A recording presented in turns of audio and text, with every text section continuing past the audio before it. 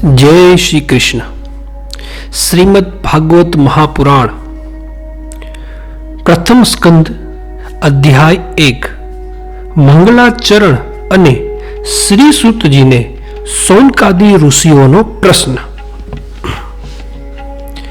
जेनाथी आ जगतनी उत्पत्ति स्थिति अने प्रलय थाय छे, वળી जे माटी घड़ामां कारणरूप व्यापेली छे, सुवर्ण जेम कंकण कुंडળ વગેરેમાં કારણ રૂપે વ્યાપેલું છે, તેમ આકાશ આદિ કાર્યોમાં જે કારણરૂપ વ્યાપેલા છે, તેમજ આકાશ પુષ્પ આદિ મિથ્યા કાર્યોથી પર છે. વળી જે સર્વજ્ઞ અને સ્વતઃ સિદ્ધ જ્ઞાન સ્વરૂપ છે, મોટા વિદ્વાનો જેમાં મોહ પામે છે, વેદનો જેમણે આદિ કવિ બ્રહ્મામાં પોતાના સંકલ્પથી પ્રકાશ કર્યો, વળી જેમ તેમ પાણી અને માટીનો એકબીજામાં ભાસ થાય છે, પણ તે કંઈ સત્ય નથી. અર્થાત જેમ સૂર્યના કિરણોમાં મૃગજળ દેખાય છે, પાણીમાં ભ્રાંતિથી કાચની વૃદ્ધિ થાય છે, તથા કાચમાં ભ્રાંતિથી પાણી દેખાય છે, પણ તે સત્ય નથી. તે જ પ્રમાણે અધિષ્ઠાન સ્વરૂપ જેમના વિશે તમોગુણની પંચભૂત સૃષ્ટિ, રજોગુણની ઇન્દ્રિય સૃષ્ટિ તથા સત્વગુણની ઇન્દ્રિયોના અધિષ્ઠાયક દેવોની સૃષ્ટિ વસ્તુહત મિથ્યા હોવા છતાં પોતાની સત્તાથી જ સત્ય જેવી ભાસે છે. વળી જેમણે પોતાના જ્ઞાનરૂપી તેજથી માયારૂપ કપટ દૂર કર્યું છે, અને જે જાગ્રત, સ્વપ્ન, સુષુપ્તિ એ ત્રણેય અવસ્થાઓમાં તથા ભૂત, ભવિષ્ય ને વર્તમાન એ ત્રિકાળમાં સત્ય સ્વરૂપે વિદ્યમાન છે, તે પરમ સત્ય સ્વરૂપ પરમાત્માનું અમે ધ્યાન કરીએ છીએ. શ્રી ભાગવતની સર્વ શાસ્ત્રો કરતા શ્રેષ્ઠતા. આ શ્રીમદ ભાગવતમાં પ્રાણી માત્ર ઉપર દયાવાળા અને મત્સરથી રહિત એવા સત્ય પુરુષોનો પરમ નિર્મળ ધર્મ વર્ણવ્યો છે, તેમજ એકમાત્ર જાણવા યોગ્ય વસ્તુ એવા પરમાત્માના પરમ કલ્યાણકારી વાસ્તવિક સ્વરૂપનું વર્ણન છે, જે પરમ સુખ આપનાર છે, તેમજ આધ્યાત્મિક, આધિભૌતિક અને અધિદૈવિક એ ત્રણ તાપને ટાળનાર છે. આ શ્રીમદ ભાગવત મહામુનિ શ્રી નારાયણે પોતે પ્રથમ સંક્ષેપમાં કહેલું, પાછળથી વેદવ્યાસે તેને વિસ્તારથી રચ્યું છે. બીજા શાસ્ત્રો અને તેમાં કર્મ અને ઉપાસનાનું નિરૂપણ કરતા સાધનોની પરમાત્મા શું તત્કાળ હૃદયમાં સ્થાકી શકાય?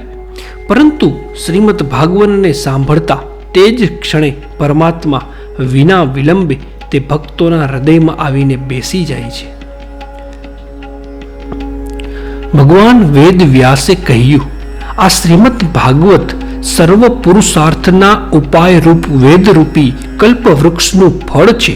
તે વૈકુંઠમાં હતું, પણ નારદજીએ લાવીને મને આપ્યું છે. મેં સુખદેવજીના મુખમાં સ્થાપ્યું, અને સુખદેવજીએ મુખથી શિષ્ય પ્રતિપાદી પરંપરા વડે અખંડ પૃથ્વી પર પડ્યું છે. પૃથ્વીમાં જેમ સુખ પોપટના મુખથી પડેલું ફળ અમૃત જેવું સ્વાદિષ્ટ હોય છે, તેમ આ પણ પરમાનંદ રૂપ રસામૃત રસથી ભરપૂર છે.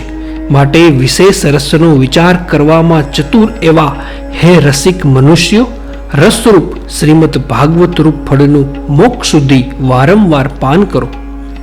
શ્રીમદ ભાગવતનો પ્રારંભ. નૈમિક સારણ્ય નામના શ્રી વિષ્ણુ ક્ષેત્રમાં સૌનકાદિ ઋષિઓ સર્વલોક મેળવવા 1000 વર્ષનો યજ્ઞ કરી રહ્યા હતા. એક સમયે સવારમાં અગ્નિહોમ કર્યા પછી તે મુનિઓને આસન ઉપર બેઠેલા સૂતજીને સત્કાર કરી તેમને આદરથી આ પ્રમાણે પૂછ્યું. સૌનકાદિ ઋષિએ પૂછ્યું, હે નિર્દોષ સૂતજી, તમે ઇતિહાસો સહિત પુરાણો તથા ધર્મશાસ્ત્રનું અધ્યયન કર્યું છે. એટલું જ નહીં, પણ તે સર્વના તમે વ્યાખ્યાનો પણ કર્યા છે. હે સૂતજી, વિદ્વાનોમાં શ્રેષ્ઠ ભગવાન વેદ વ્યાસે જે જાણે છે, અને સગુણ નિર્ગુણ બ્રહ્મને જાણનાર બીજા મુનિઓ જે જાણે છે, તે સર્વ તમે તેમની કૃપાથી યથાર્થ જાણો છો. કેમ કે હે સૌમ્ય, સ્નેહપાત્ર શિષ્યને ગુરુઓ ગુપ્ત રહસ્ય પણ કહે છે. તો હે આયુષ્માન, તે બધા શાસ્ત્રો, પુરાણો અને ગુરુજનોના ઉપદેશમાં આપને જીવનું પરમ કલ્યાણ કરનાર જે સાધન જણાયું હોય તે આપ કૃપા કરીને અમને કહો. હે સત્પુરુષ, આ કળિયુગમાં મનુષ્ય મોટા ભાગે ઓછા આયુષ્યવાળા, આળસુ, અતિશય મંદ બુદ્ધિવાળા, મંદભાગી અને રોગાદિથી પીડાયેલા હોય છે. વળી શાસ્ત્રો પણ અનેક છે, તેમાં અનેક પ્રકારના કર્મોનું વર્ણન છે, પણ કોઈ નિશ્ચિત સાધન નથી. તે બધા લાંબા શાસ્ત્રો તેમના જુદા જુદા વિભાગો સાથે સાંભળવા પણ કઠિન છે. તો હે સાધુ પુરુષ, એમાં જ સાર હોય તેને બુદ્ધિથી તારવી કાઢી તમે અમને શ્રદ્ધાળુઓને કહો, જેથી અમારી બુદ્ધિ નિર્મળ થાય. હે સુત, તમારું કલ્યાણ થાવ. ભક્ત વત્સલ્ય ભગવાનને જે કાર્ય કરવાથી ઈચ્છાથી વસુદેવ દેવકીમાં અવતાર લીધો હતો તે તમે જાણો છો.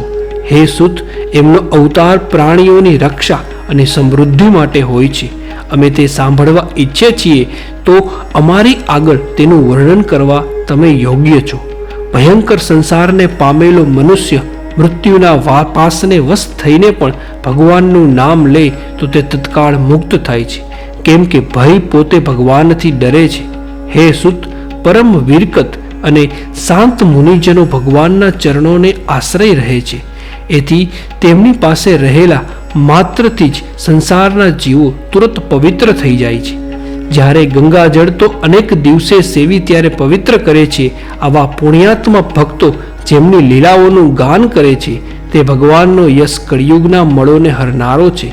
આત્મશુદ્ધિ ઈચ્છનારો એવો કયો મનુષ્ય હશે જે તને ન સાંભળે?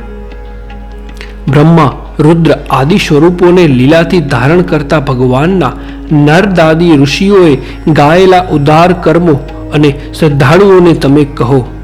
હે બુદ્ધિમાન સુત, પોતાની માયા વડે સ્વેચ્છાથી જ લીલાઓ કરતા પરમેશ્વર શ્રી હરિની પવિત્ર અવતાર કથાઓ કહો. ઉત્તમ કીર્તિવાળા શ્રી ભગવાનના પરાક્રમો સાંભળતા અમે તો તૃપ્ત થયા જ નથી, કારણ કે રસજ્ઞ શ્રોતાઓને તેમાં પદે પદે નવા નવા રસોનો અનુભવ થાય છે. ભગવાન વિષ્ણુ માયાથી મનુષ્ય રૂપે બન્યા હતા અને તેમણે પોતાના પરબ્રહ્મ સ્વરૂપને છુપાવી રાખ્યું હતું. છતાં તેમણે બળરામની સાથે ખરેખર મનુષ્યોથી ન બની શકે તેવા પરાક્રમો કર્યા છે. કળિયુગને આવેલો જાણી આ ભગવાનના ક્ષેત્રમાં લાંબા કાળના યજ્ઞનો સંકલ્પ કરીને અમે બેઠા છીએ. એથી શ્રી હરિની કથાઓ સાંભળવાનો અમને અવકાશ છે.